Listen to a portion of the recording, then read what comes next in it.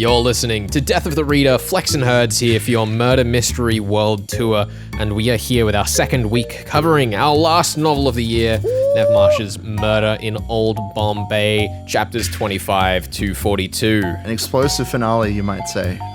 Finale? Well, you know, I mean, we're in the second part of this book. Explosive, but like, this almost book penultimate finale of finale. You know, look, a lot of mess. crazy stuff happens in this series of chapters. What I'm trying to say. We've made a linguistic mess for ourselves. It's fine.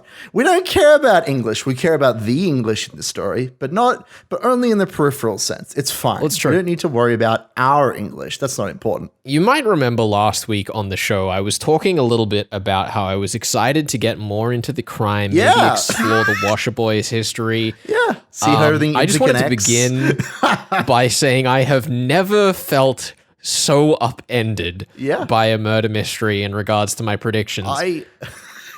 There is nothing in this stretch of chapters that has anything to do directly with the crime. I wouldn't say nothing. We do try and investigate. Emphasis on the word directly. Hold on. We try to investigate like the death of Kasim, who was this like servant boy from years back who died on a train track. That's a different case, though.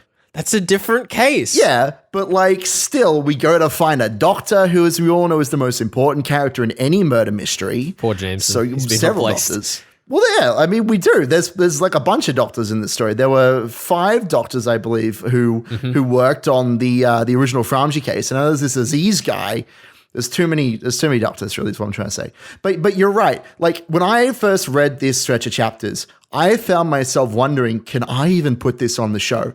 Because the whole second section is traveling around, avoiding getting shot, having post-traumatic like nightmares, and maybe giving yourself away. Because our man, Jim, our main character goes deep undercover. He goes full Sherlock Holmes. He goes full native, and he suffers for it. And it's beautiful. Anyway, we leave Bombay. We go out to Lahore, where the Afghan and is it Sepoy? Sepoy, are about to come to blows. The city gets set on fire, and we trudge into the mountains for several weeks. It's so come across a bunch of orphans. Then go on a suicide mission to rescue some military men trapped in a town that's been cut off from supply lines.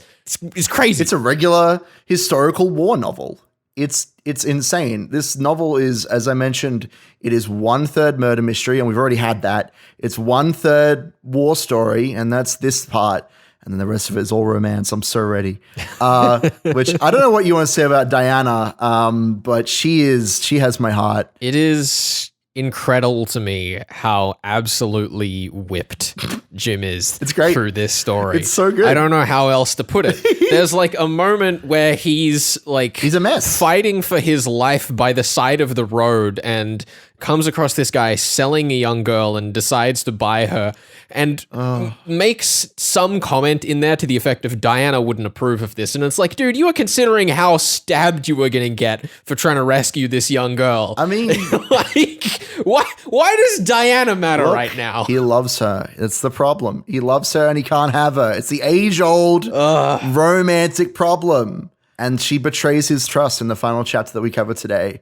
She thinks that he may have done things with the little girl, which is awful because that's the world that we live in, apparently. But like, she shatters his trust. It's terrifying that she would even consider such a thing. I mean, there's a really good transition there as well, because we go from the very British wealthy opening portion that we covered last week, and then there's this transitional sequence where Diana starts to get really worried about Jim dying before we jump into him actually going undercover and putting himself in harm's way and exploring more of the Indian side of the story. It's so good, and though. that bridge is really smooth and done in a way that feels so direct to those characters, whereas to us, to the audience, it is clearly about setting us up for the transition from smooth detective narrative into war story, basically. I mean, it's so good that you bring up Diana's reaction as well, because when he's going to leave, if I recall correctly, he ends up just vanishing. He says, I don't think I should say goodbye to her. That would be better for her, which is false. He's an idiot. But she's worried about him physically dying when he goes off and as he's getting involved in the murder mystery. But when he comes back, she says, Have you become that soldier that you pretended to be for all that time? Have I lost the Jim that I knew? Yeah. And there's again that thematic of like, Jim is both sides of the coin, and if he tries to adopt one of those sides more strongly, will he lose what makes him truly unique? But yeah, like he switches from, worrying about death in the physical sense to worrying about the orphans to worrying about Diana. Like these are two sides of his life that are equally important. Losing himself and losing what makes him that sincerity that you've been talking about a lot is something that Diana is worried that he'll lose and something that he tries so desperately to hold on to throughout this set of chapters. The other thing that I thought was really nice about that across every aspect of this stretch of chapters was how well handled serious issues are. Oh my goodness. We go speak to the native people of India in Lahore and are put in the middle of their struggle, right? We're still seeing it from Jim's perspective, but he is put into the firing line that the people living there anyway would be. So we get to experience without this like weird filter of separation that we would get if we were still with the Framjis. When we go and deal with the orphans, they show up and accost Jim. It's not him coming in as this like heroic savior. Like he's on the back foot when Razak comes and takes his gun. It's so and good. Points it at Jim. Because he's an idiot. And it is only his sincerity and his kindness that gets them to back down and hang out with him and call him Bowdy, which is father. And I love that. And furthermore, I absolutely love that we don't actually get a proper sit down with Razak until much later on when he takes Razak as a scout to go and find Dr. Aziz and the rifleman that have been trapped. And he straight up asks Razak, like, so why did you accost us that day? Like, what made you, out of all the people you decided, like, why'd you beat me? And they said, well, because you had a woman like making food. You had someone who was making roti. Yeah. And so even though the orphans are like dirty and possibly murderous, they just keep the orphans very simple in terms of their device and their motivations, right? I was so surprised when Razak actually was just able to reunite with his family. It's great. I thought we were going to go just straight into the tragedy there, but no, they just show up and end up saving Jim on the way back out from rescuing these soldiers. I love that this story can have these wholesome moments. It's so nice to read a story where it's not just, I mean, we do see him get put through his paces. We do see Jim get kind of mentally and emotionally destroyed, but like there's lots of hope and lots of just wholesome working togetherness in this story, which I always really appreciate when it's earned properly. And I think this story just does a great job of that. There's also a very strong theme of both rising above your station and the consequences thereof. Dr. Aziz, who you mentioned there, the reason he's going after him is because he's looking for the one on record witness of another murder a few years another death rather, a few years ago in the Framji's history.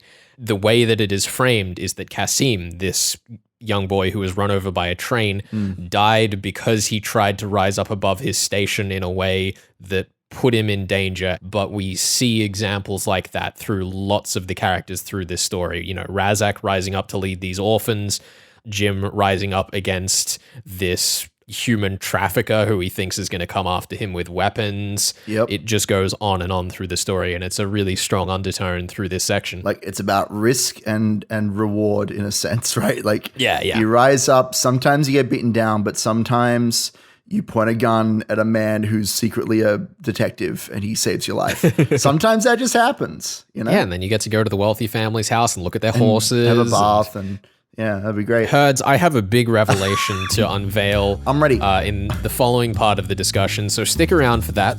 But we're going to take a short break here. You're listening to Death of the Reader. We're discussing Nev March's Murder in Old Bombay, chapters 25 to 42. This is your Murder Mystery World Tour here on 2SER 107.3. Stick around.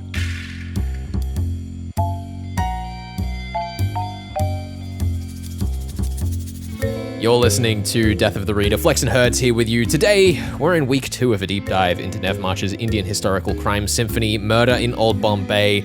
We're thrilled tonight to be joined by another brilliant writer in the field, Vaseem Khan, author of the Baby Ganesh Detective Agency series, the Malabar House series, for which he's recently won the Sapere Books Historical Dagger Award from the Crime Writers Association. And to help us pick our first novel for 2022, Vaseem, welcome to the show. It's so good to have you. Well, thank you so much for having me on Chaps. As I was saying to you before the show, I feel like I'm sort of part Aussie because for the last 10 years, my boss in London has been a man from Brisbane, Richard Wortley. I don't know if he listens to the show, but he's moved back to Oz as of last year because of the pandemic. So Richard, if you're tuning in, aloha. Hey, Richard. I hope he tunes in. Tell him to tune in. Yeah. So, Vaseem, before we get into, serious topics, I need to let you know, I like to take a poke, around the internet to make sure that our guests aren't hiding any skeletons in their closet, possibly from previous murder victims. And I discovered, to my absolute delight, that you have written a detective series involving an adorable elephant in the role of the sidekick. Now, we often say on the show that the sidekick needs to have an intelligence that is slightly lower than the average reader. So, Vaseem, my question for you is, do you think that a baby elephant could solve your average murder mystery? Well, I'm going to pick you up on a point there because you say that the sidekick should have the intelligence which is slightly lower than the reader, but most have an intelligence that is slightly lower than the elephant. Oh, no. Oh, no. Is it hot in here? Goodness me. That's no wonder they call it the Red Hot Chili Riders podcast. Oh, no. No, I'm just kidding, of course. Yes, you're right. My first series started with a bang. Not by any plan on my part. I spent 20 odd years trying to get published, writing all sorts of weird and wonderful novels. I didn't think this book was going to get published. By this stage, I'd given up on the idea that I was ever going to get published.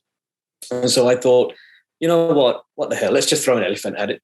It's a symbol. It's a metaphor for India, and it allows me to add just a strain of humor throughout the books, because Chopra himself is a very serious man and he's investigating serious crime. I saw things in India which made me very, very uncomfortable. So, for example, if you're wealthy, if you're connected, you can get away with anything up to and including murder. And there are famous cases of film stars mowing down people and managing to get away with, a slap on the wrist.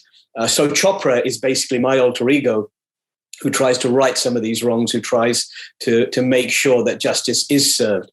It's a lens. It's a lens onto society. Oh, for sure. Yeah, I guess the next thing I wanted to talk about, as I kind of hinted towards earlier, is the Red Hot Chili Riders.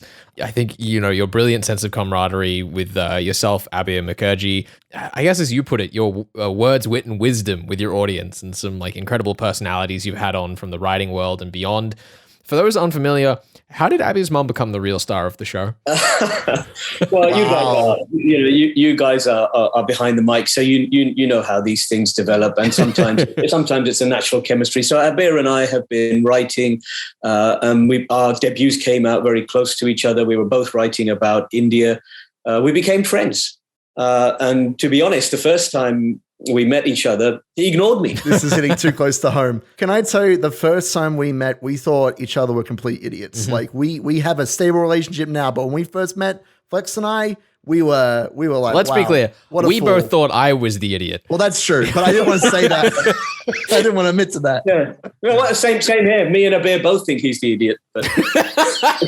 Yeah, that's fair. Yeah. No, he's wonderful.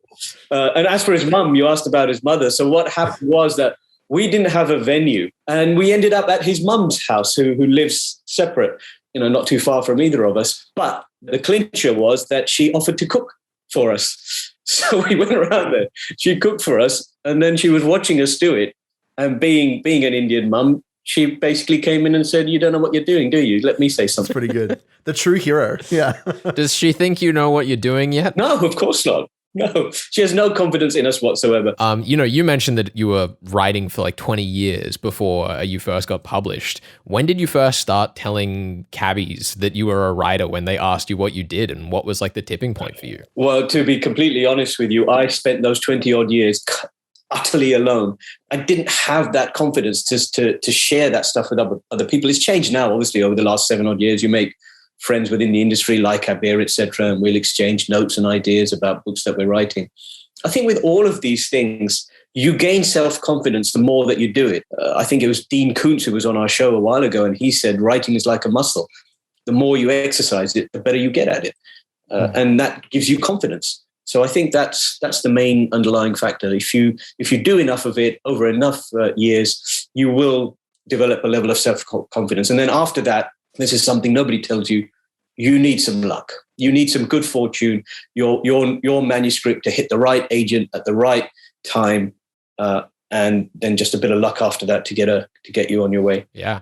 It seems like you've hit that, which is pretty impressive. One thing Flex didn't mention at the start is that you actually work in the Department of Security and Crime Science at the University College London. How many other crime writers do you find calling you up looking for advice on your latest wacky idea for a corpse? Yeah, you know what? I kept that fairly hidden for a long time because you do end up getting asked a lot. I mean, I just did a seminar for writers on cybercrime, for instance, which is one of the things we're looking at right now. My work is quite flexible now because of the writing's gone really well. So obviously I try and balance the two. I don't want to leave it because, as you've just hinted, it's wonderful as a crime writer to be amongst these really brilliant people. And as I was saying to you earlier, my boss for 10 years at that department was an Aussie. Do you know the first thing he did? And this is not even a joke. I know this is going to sound incredibly stereotypical. He came into the office. The very first thing that he did was he bought a barbecue and put it in the back garden of our office. Oh my goodness. Not even a joke. It's a good choice. It's a good gift. He refused to allow anyone else to operate the barbecue because apparently we Brits do not know how to barbecue. Oh. Listen, I'm not gonna stake a claim on that opinion, but I have heard it before, so maybe there's truth to it. Maybe there's truth. I have faith that you could learn, though. I mean, with enough practice and a little bit of luck, anything's possible, right?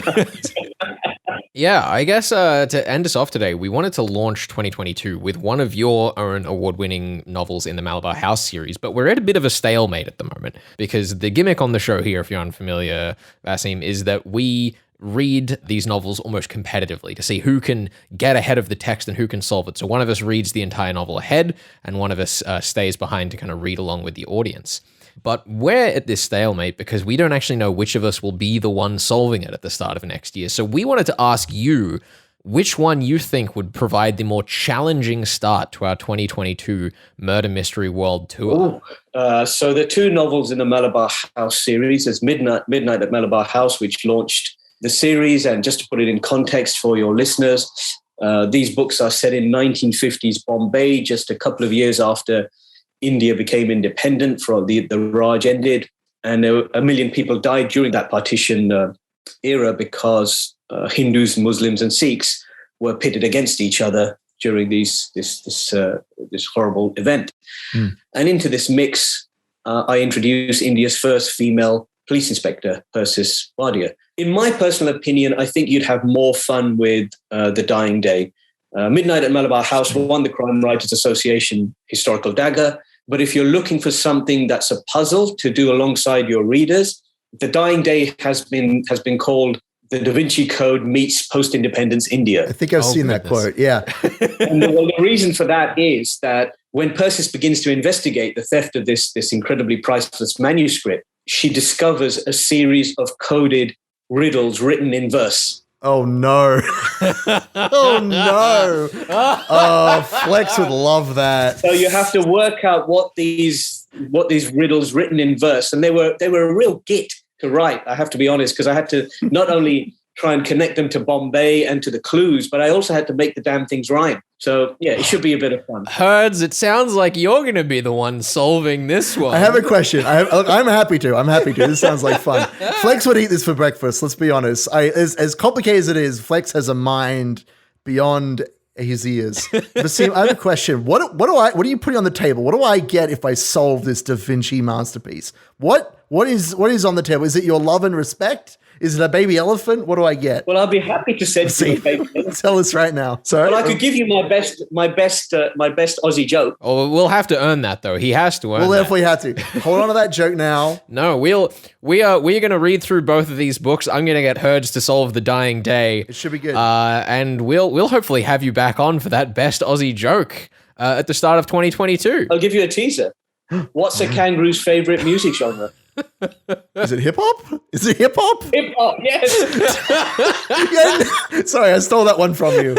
Just like I'm going to steal the solution to Dying Day. There we go. Got him. Yeah. Oh my goodness. Vaseem, it has been an absolute pleasure speaking with you. We will have links up on the podcast to his work.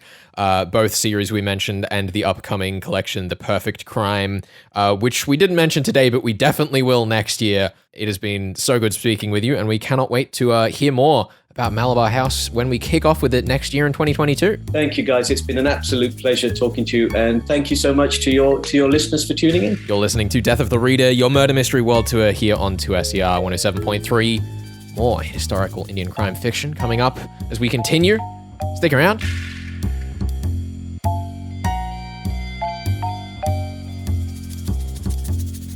You're listening to Death of the Reader. Flex and Herds here for your murder mystery world tour. We're discussing Nev March's Murder in Old Bombay, chapters 25 to 42 today. And Hertz. Flex? I'm in an interesting position here. As we established at the start of today's show, I have never been so upended by my predictions of what would happen next in a text. Finally, I've caught you with one. You will never solve this mystery. I may yet walk away very scathed from this particular incident. Look, honestly, as I've said, like, there are not that many clues in this part of the story. Let's see how well you can solve things and figure out what's going on here, because you may walk away with points. I think, regardless, we'll see. Comfortably, I have at least understood the story. Sure. It is very sketchy as to whether I have solved the crime. I think I can get there, and I wanted to start with what I described to you before we recorded today, Herds, as a grand revelation. I'm ready. I haven't heard this at all. I don't even have a clue where you're about to go with this, so I'm excited. Herds told me not to tell him. I got my popcorn. Now, while I was reading through this, and it sounds like you as well, Herds, the first time, just had no idea what related to the core of the story I just went along for the ride. Even doing, going through this weird war story side adventure, it felt like. Okay. But I was sitting down while I was preparing to cook dinner today, Herds, and it suddenly clicked with me. Yeah. The whole reason we go off on this journey is because of the parallels in the story. Ooh, interesting. This entire adventure starts because Jim reads a letter from Adi in the Chronicle. He's inspired, right? And he sees in that his own past of being the one left behind by the people he's lost. But I realized, Herds, that there is another character in the story who goes on a journey somewhere else to try and understand things, to try and learn things away from their home place. And it's Diana. Ooh! She goes to Britain to study. Are you telling me that Diana is the greatest character in the novel? Is that where we're going with this? Clearly, with this parallel, Nev March has completely under the radar the first time through for me, sculpted this story where we are indirectly living kind of what happened to Diana. Cool. Which either means that we're just talking about how they're compatible as characters and, oh, yay, the romance will come together and they'll sail off into the sunset at the end, I'm sure. So screw you, Dad, and they'll run away together. It'll be great. Now, listen, it's a family story. They're going to get approval by the end. Mark my words. We'll have to see. We'll have to see. But I think what that means in a mystery sense is that the same thing has happened here. We go on this story of Jim going out, finding out about another culture, and then rescuing a bunch of people, and it's about how he comes back changed at the end. Sure. And I'm wondering here, and my theory is that Diana has gone off to Britain, made a whole bunch of relationships with, characters off the page over there, but has come back with a burden in the same way. And I think Akbar might be the burden. We've had this character, Akbar, who I thought in no way could be the culprit because they were essentially a throwaway suspect mentioned in our original lineup at the start. Sure. They don't even appear on screen until like a party midway through the last bit in Bombay. Yeah, it's suspected that is it Suleiman, the prince guy, might be Akbar. That's like the suspicion right now that Jim has. You subscribe to that theory then? I think the setup here is essentially that Akbar is, as you alluded to, probably a member of this wealthy family. If he is part of that family, then he has ties to the burglar, or could even be the burglar that broke in to the Framji estate. Well, that's what I'm saying. In the book, Jim, he seems to think that the prince, Suleiman, is the burglar, and like is Akbar. That's something he like considers. That is pretty much what I'm leaning on. Like, Okay. I'm thinking probably that in some way Akbar or Nur Suleiman is blackmailing the Framjis, likely directly Diana, over their past relationship, maybe trying to take her hand in marriage, and her pushing back against that is the like crux of what got the other two ladies killed at the start of the story. Sure. I don't know. Do you have any specifics on what that blackmail might be? Is that just like blackmail's been mentioned in the story? That's probably what's going on. Because I'm not sure how that leads to these ladies being killed. Yeah. Especially since like Diana lived with these ladies, and if they were killed by Akbar, like what's going on there? That seems a bit messy to me. Like, it is, as we mentioned last week, exceedingly obvious that dark secret that Addie and Berger were discussing is what is in the blackmail. I just don't know what that is. Look, I can see you using thematic content of the story to justify your theory, which I approve of personally. Yes, I'm a big fan of what's going on here. I'm definitely glad that I decided to lead on this story, because watching you try and solve a crime that has less physical clues, I think is a little bit more challenging than... Because look, we've seen in the past, you look at one physical clue, one technical clue, and you leap at the answer immediately. That just happens. I know, it's what I'm good at. So I'm excited to watch you try and grab at thematic straws, trying to put something together. Because I do think there's enough clues so far in the story to figure out most of what's going on. And I think you've touched upon some things that are very, very close. But I would love to see you nail the hammer in. Yeah, I think to try and fill a moment while I think here on my feet. Look, that's what I'm doing. I think that in general it's really interesting here, because so often on this show what ends up happening is we pick novels that are hard to ourselves, present them to each other, and they're incredibly easy.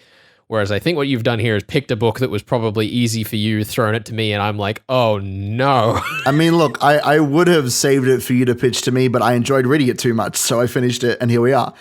Yeah. I think I'm hopeful at least that you'll be generous enough to give me a point for this week, but I mean, you put forward two theories, right? Oh yeah, so you got 1 point. 1 point for last week, effectively. Look, I don't want to spoil it. I won't spoil my deliberations, but I'm going to have to read through these chapters again to the end to tell you whether you're getting the full 3 points or just 2 points. I am frantically racking my brain trying to figure out what this last piece is. The blackmail?